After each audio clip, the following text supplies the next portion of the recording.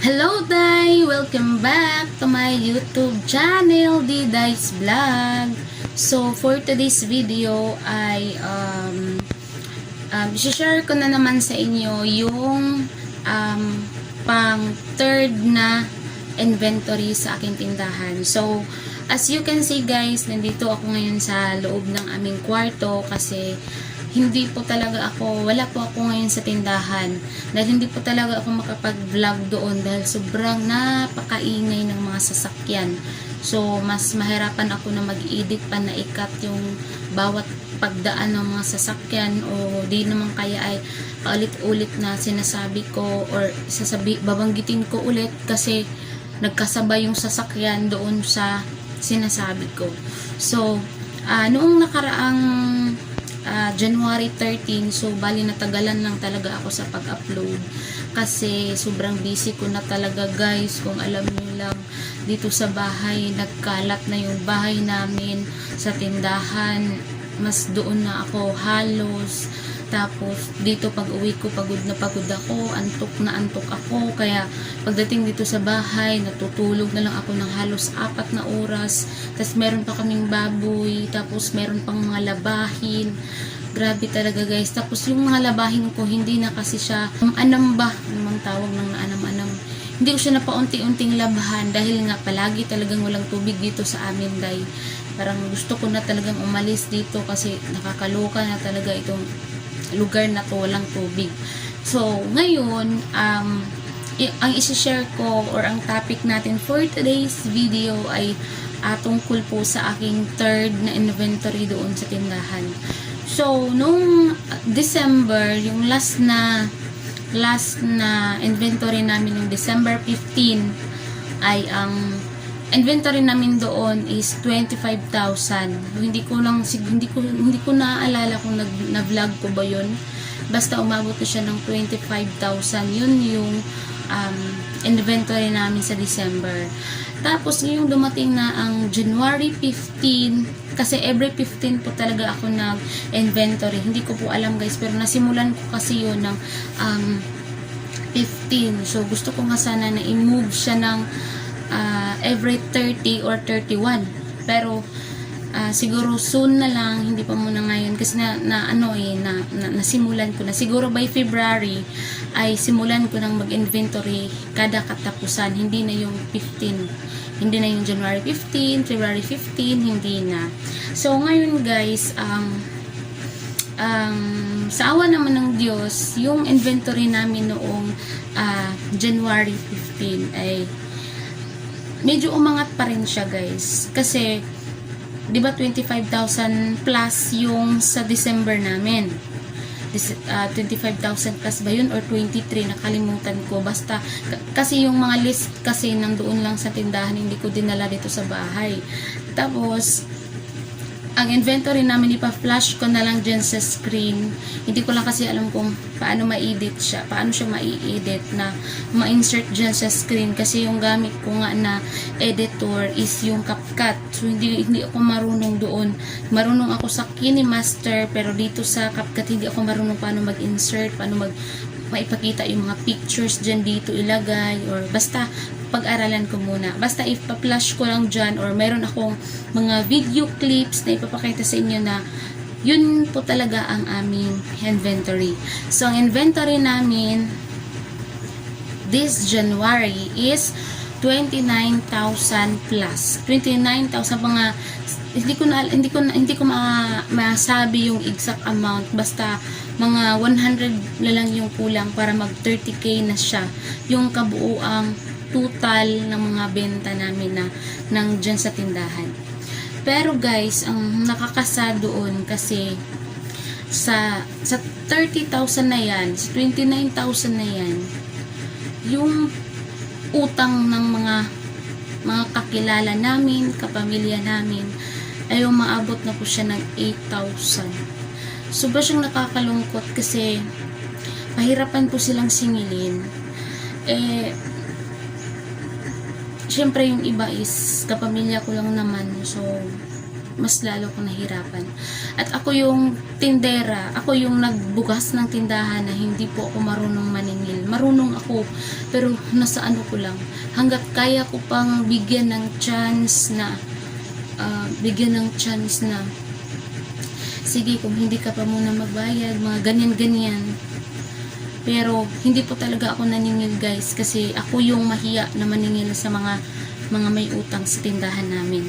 So, pasensya na guys, makati kasi yung channel ko. So, ngayon guys, hindi ko alam kung malaki ba yung epekto nun, yung mga utang doon sa aking tindahan. Kasi sobrang sayang siya na kung sana ay nabenta yon, tapos na ano siya na ipamili ulit, tapos ibinenta ulit, so kumita ako dun. Paano naman yung utang na nakapundo lang na halos 8,000 na walang movement, nakapundo lang siya guys. So next month pa siya bayaran. So parang hindi ko alam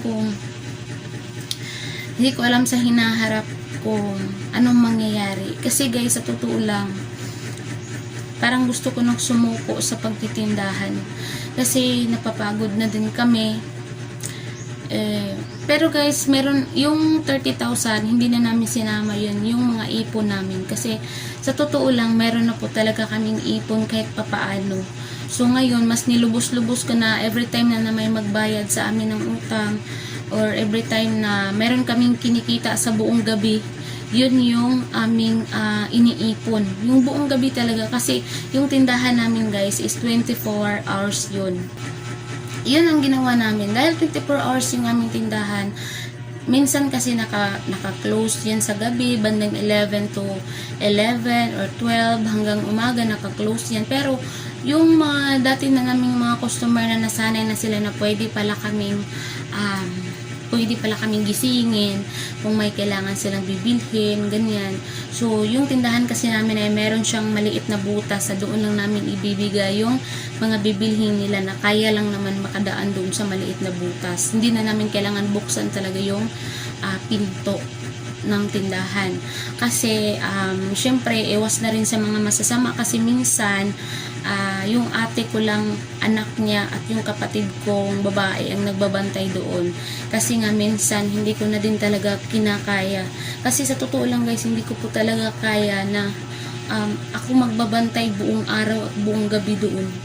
Kasi marami po talaga akong gawain dito sa bahay. Meron pa akong baboy na inalagaan, 2 baboy. Kasi tapos marami pa talaga akong gagawin dito. Tapos doon, okay naman doon na magstay, pero talagang nakakapagod din siya kung minsan kung magtagal ka doon sa tindahan. Kasi may mga time, alam niyo naman, yung sari-sari store, hindi naman sa lahat ng panahon na may pumapasok na customer. May mga halos 1 oras wala talagang bumibili, diba? So, antok lang ang mapapala mo doon sa 1 oras na walang bumibili. So, hindi ko po talaga alam guys kung makapagpatuloy ba kami sa aming tindahan. Pero sa awa naman ng Diyos is bawat inventory namin ay umaangat yung total, yung kabuuan sa aming mga tinda. Umaangat siya. Pero siguro kung sana hindi naman mangyari, pero kung dumating mo talaga yung panahon na pag next inventory ko bumaba na siya doon sa last na inventory, siguro magdesisyon na talaga kami na kung makaya pa na agapan. Kung makaya pa na isalbar siya, kung mayroon pang mga paraan, gagawin namin. Pero pag hindi na talaga kaya guys, kahit na wala na po akong trabaho dahil nag-resign na po ako,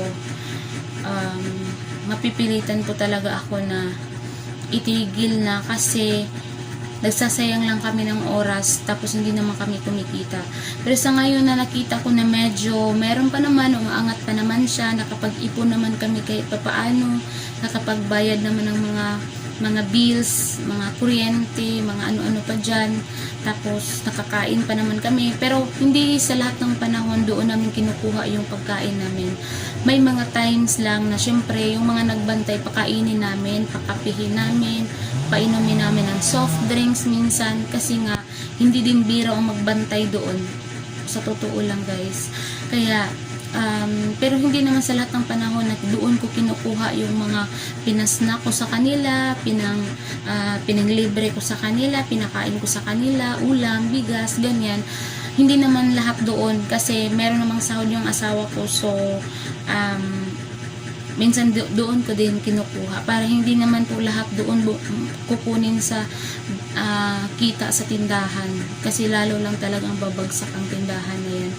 So, yun lamang muna guys. So, i-update ko na naman kayo sa susunod, no? Kung ano na ang nangyayari sa aking tindahan. Lamang muna guys for today's video at sana ay nagustuhan ninyo yung aking video na ito at kung pwede lang sana makahingi ng isang subscribe mo na yan at i-like mo na rin yung aking video.